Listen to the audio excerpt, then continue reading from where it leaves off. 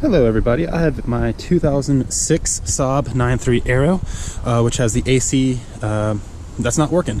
I added a can of, 2 cans of the refrigerant with the UV dye in it, and didn't see any obvious leaks. Took the front end off and the condenser has a hole. I got it, I was in an accident last year, that's why someone hit me. That's why that headlight, it looks a lot better than that one because that's brand new. And when I paid to get it fixed instead of doing it myself, which was a mistake. They didn't attach the horn, and so it rattled around against the condenser, the AC's condenser, and put a hole in it. So yep, I'm going to be replacing that today with the new one right there that I got. Yeah, so the first thing is I've already actually removed this front end. It's just barely held on with one zip tie there and just sort of propped up. You have these 6 little bolts up top. Not bolts, but pop washers. They sit down. This thing sits down flush, so you get a little flathead screwdriver, pop it up. Then you can just pull these things right up. When you pop the head up, it makes this bit down here not expanded, so you can just pull them right out. There's also 4 bolts in the wheel well liner right in here you got to remove, and then there's a couple bolts underneath the car that you can remove. Relatively easy, didn't take too long. I'm gonna go ahead and do that now.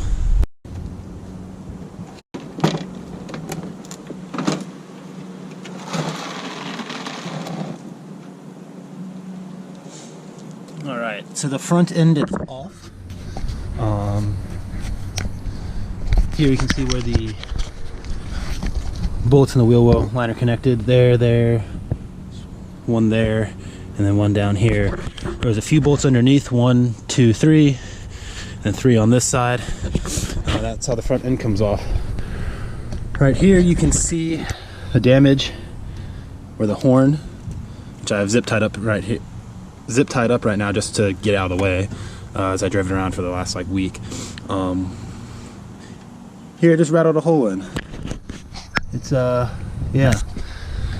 So first thing we're gonna do is start by removing the headlights and this upper radiator mount here, so we can get access to this, so we can just pull the old condenser out of the top.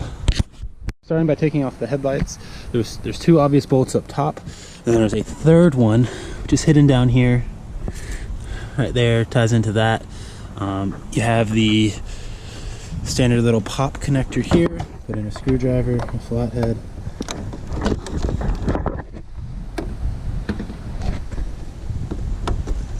Give it a little pull.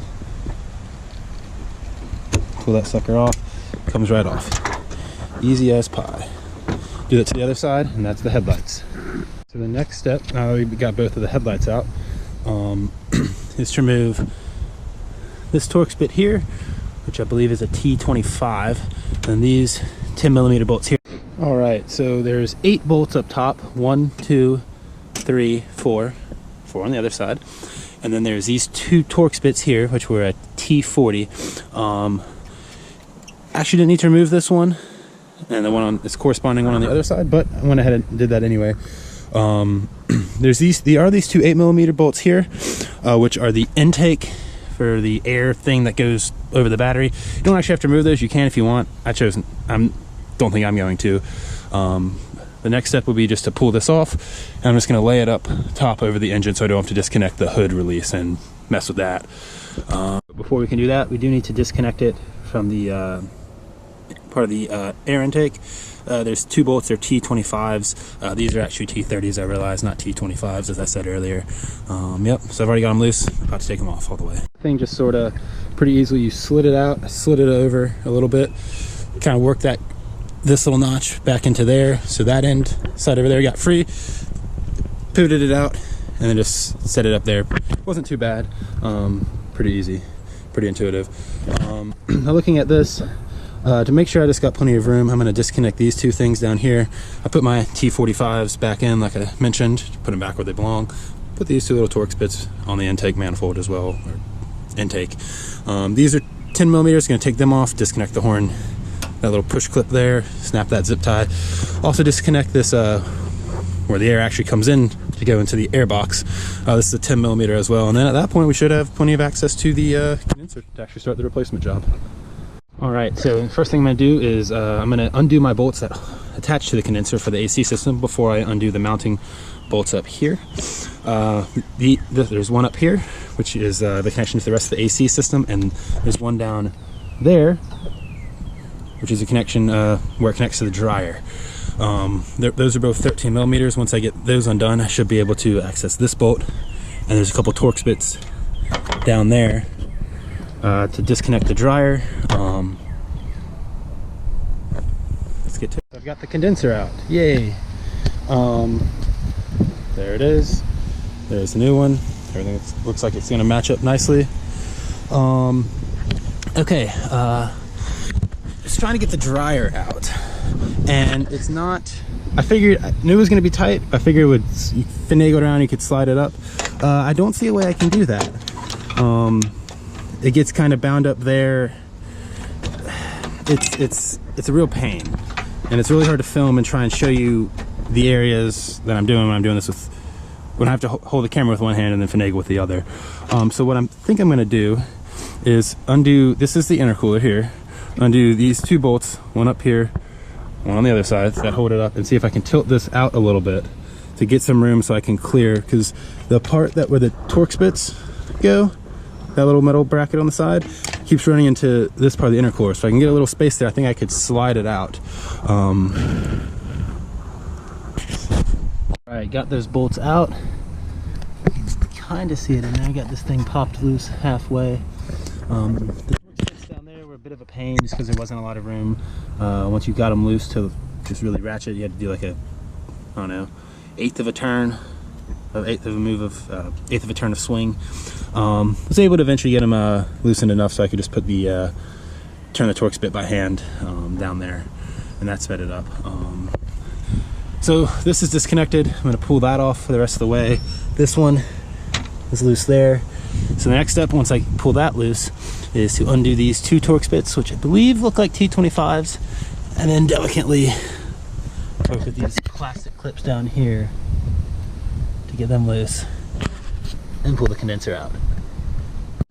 All right, so I got these loose in these 13 millimeter bolts that came right off. This one was really easy to get off, a lot of room to work. This one was a little bit more of a pain.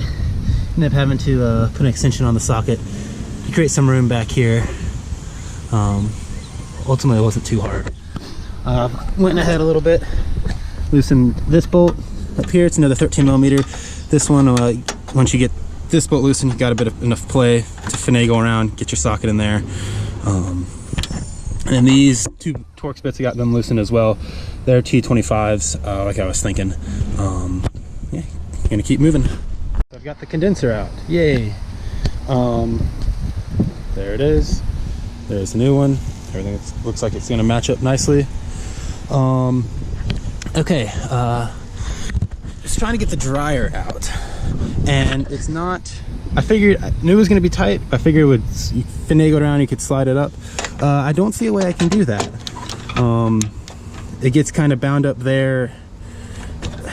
It's a real pain, and it's really hard to film and try and show you the areas that I'm doing when I'm doing this with. When I have to hold the camera with one hand and then finagle with the other. So what I think I'm going to do is undo. This is the intercooler here.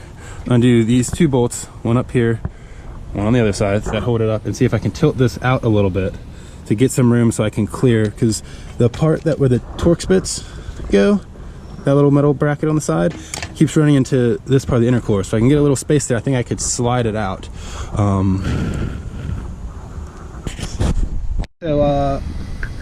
With O-rings, I'm going to talk about refrigerant oil now. So you want to, there's oil in your system to lubricate your compressor so it doesn't wear out. All things need oil, some lubrication. So this car takes PAG 46. I've got this at O'Reilly Auto Parts. It was like about 10, 12 bucks, not too bad, 8-ounce bottle.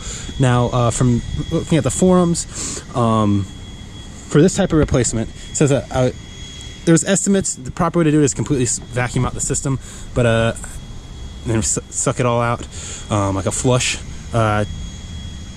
Don't feel like doing that. I'm good with getting 95% of the way there. for this. So it said I need about 2 to 2.5 ounces.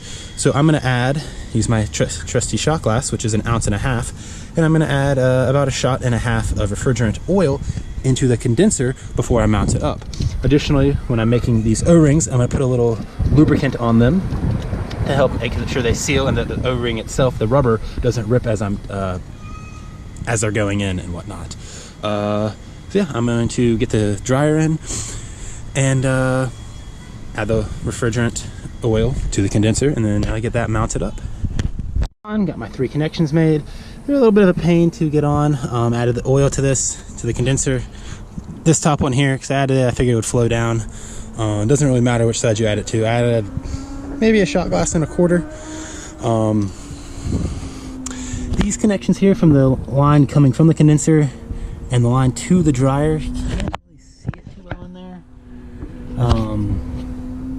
But they're a little closer I think than they were originally, so slight change. I threw a few zip ties on it just to help add a little spacing. I don't want these lines to rattle and pop a hole in one of them. Hope this is the only AC job I have to do on this car for the rest of its life. But yeah, now it's just reassembly, and tomorrow I'm going to rent a vacuum pump and charge the AC. Unless there's anything noteworthy, I'm not really going to film much of the reassembly because it's just putting everything back together and doing what we did. Thanks for watching, y'all.